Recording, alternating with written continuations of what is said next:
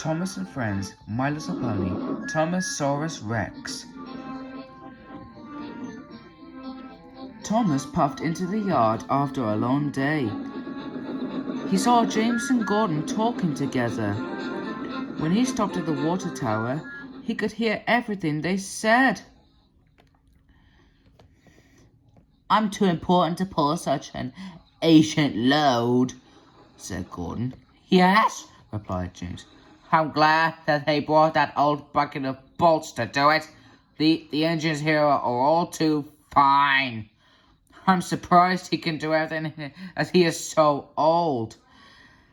"Well, it makes sense for him to pull that special. The fossils deserve each other," said James. Both of the engines laughed. Thomas wondered what they were talking about. Percy was waiting when Thomas got to the shed.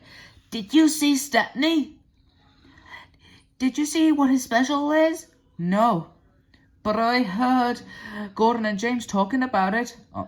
They said it was a lot of old junk. I think it's kind of neat." "Don't let them hear you say that. They'll tease you too." "Okay. But I bet the main Six and Spike in Discord would like to hear about Stepney." "I think so." Thomas liked Stepney. Stepney was one of the oldest engines on the whole island of Sodor. He had seen a lot and had interesting stories to tell. Thomas's favourite story was about Sir Topham Hatt as a little boy. One beautiful day, little Topham Hatt was out for a carriage ride with his grandfather.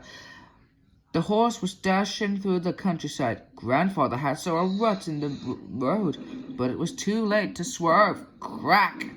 The carriage's axle was broken, and the horse ran off. Luckily, no one was hurt, but they were a long way from home. Just then, Stepney, a brand new engine, came chugging by. He was pulling a load of coal, so he didn't have any passenger coaches. There was only one thing to do. Topham Hatt and his grandfather crawled up onto the pile of coal, and off they went. When they got to town, little Topham Hatt was covered head to toe in coal dust. He was very dirty, and so was Grandfather, so Mother couldn't be cross. They both laughed and even had their picture taken. Thomas always liked that story, and Percy liked it too. It made him laugh to think that Sir Topham Hatt was ever that dirty.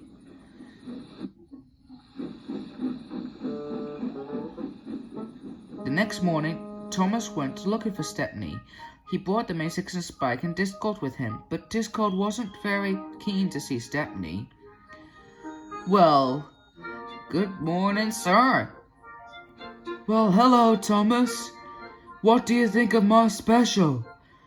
Thomas looked at the rock with some bones in it, and it had an old chest. He didn't want to hurt Stepney's feelings. "It sure looks old." "It's the oldest thing I've ever pulled. It makes me feel young. The chest is full of gems from Rolf's castle in the day of night."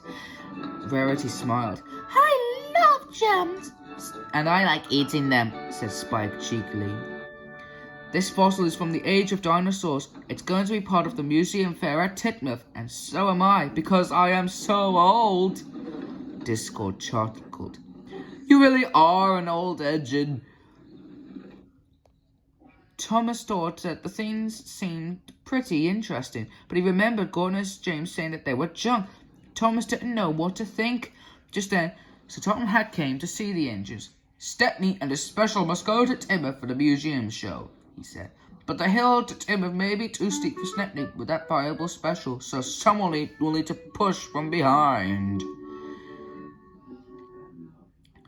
Pinkie Pie didn't think that it could have been good enough. "Push? I would not push a special made of solid gold," said Gordon. "Let alone that pile of old junk. I only pull specials, and important ones at that. I don't think we should have to push that special, sir," said James. Thomas did not want the others to tease him, but he saw that Stepney looked sad and no one wanted to help him.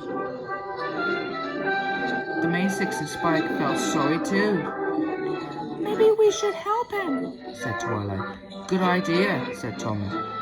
I will push Stepney's load, he quietly volunteered. Thank you, Thomas, said Sir Topham Hatt. I appreciate it that when engines prove that they are really useful. And then he gave Gordon a stern look. Gordon puffed, and James gave a cheeky chuckle. Better him than us.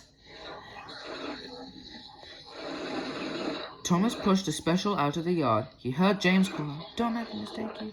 For that old gentleman said it was a scrapyard. All the way to Tidmouth, Thomas worried about what everyone would say about his old special. He knew that the children liked him, but he was to think he was just an old fossil.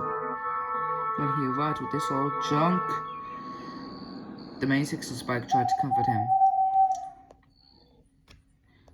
When they arrived at Tidmouth, there were already lots of interesting things to see. There was a butterfly tent, a petting zoo, and a frog exhibit. Thomas helped Stepney onto a special siding that allowed everyone to see the fossil, and a chest close up.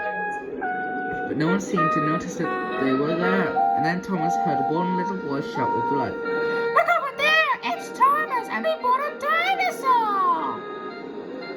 Because he did, said Fluttershy. You got your right, said Applejack. Spike and Rainbow Dash, Twilight and Rarity nodded. Even Discord seemed impressed. Soon, Thomas and Stepney were surrounded.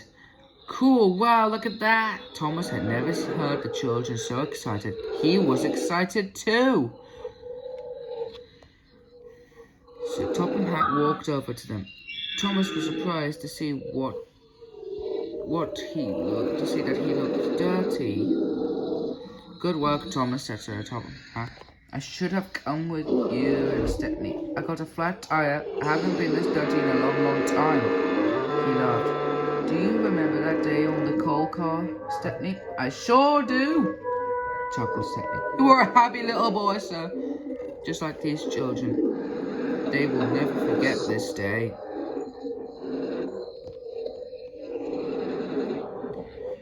And neither will I, added Sir Topham Hatt. Just then, a man with a camera walked up. He said, Everyone, smile and say, Steamy! Flash!